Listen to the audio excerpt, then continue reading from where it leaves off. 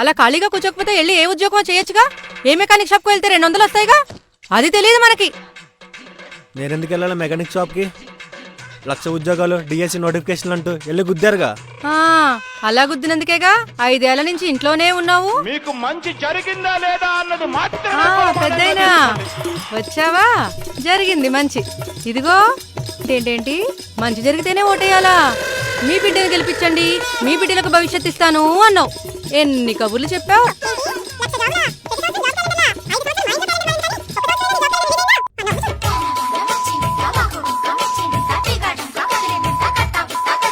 Jagananna meeting వెళ్తే 500 వస్తాయంట్రా. గంతా ఎవరి వల్ల? ఏంట్రా కట్టకట్టుకుని వచ్చారు? ఏం లేదు ఆంటీ. ఆ జెండా ఏంట్రా మెళ్ళో? ఆ రోడ్డు మీద పడుంటే తీసుకొచ్చినా ఆంటీ, మీకు చూపిద్దామని. పడే. ఓకే అండి.